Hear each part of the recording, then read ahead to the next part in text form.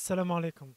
Je voulais discuter aujourd'hui avec vous du but de notre présence sur terre. C'est simple, Dieu nous l'a rappelé. وَمَا خَلَقْتُ الْإِنسَ وَالْجِنَّ إِلَّا لِيَعْبُدُونِ. Et je n'ai créé les hommes et les djinns seulement pour qu'ils m'adorent. Vous savez pourquoi il nous dit ça? Pour qu'on ait une raison, une réponse. On se rend compte sur cette terre, en regardant nos congénères, simplement en se posant des questions sur notre vie, qu'elle ne se résume à peu de choses. Pour beaucoup, ça se résume à travail, consommation, repos. Travail, consommation, repos. Comme des animaux. D'ailleurs, même les animaux, ils ont un but qu'ils respectent. Ils ont un but simplement de se reproduire. Et ils le font. Tandis que nous passons à côté de tellement de grandes choses si nous ne comprenons pas le sens de cette phrase. Vous savez, il faut savoir que lorsque l'être humain a été créé, Dieu lui a assigné un rôle, celui de représenter Dieu sur terre, dans toute sa splendeur, dans toutes ses qualités, dans toute sa douceur et surtout dans toute sa mission.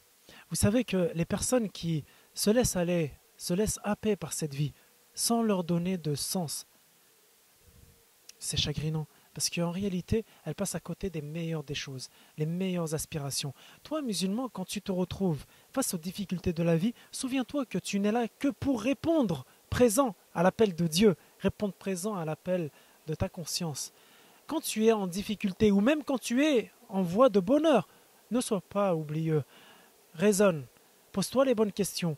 Tu sais que cette vie, dans tous les cas, elle sera qu'une épreuve par rapport à ce que Dieu te promet si tu réussis cette épreuve. Cette vie, ce n'est qu'un passage, ce n'est qu'un petit voyage. Simplement, sache t'armer de la meilleure des provisions qui est la taqwa. Et sache une chose, c'est que si tu fais en sorte que cette vie soit la plus douce possible pour toi, si tu t'installes dans un confort douillet en essayant de passer à côté de l'effort, si tu évites le taureau, au lieu de le prendre par les cornes, tu passes à côté même de la satisfaction de Dieu. Dieu est satisfait de voir son serviteur qui a tout compris sur la philosophie de cette vie, qu'il la prend par les cornes, qu'il l'affronte face à face, qu'il la terrasse, sans pour autant s'y attacher. Vous savez, il y a beaucoup de gens qui se contentent de choisir, de subir leur vie plutôt que de la choisir. Est-ce que tu es prêt à subir un train-train quotidien, métro, boulot, dodo, ou est-ce que tu es prêt à semer dans ta vie suffisamment d'épices pour la rendre non seulement supportable, mais fructifiante auprès de Dieu? Ce à quoi je t'invite, c'est une prise de conscience.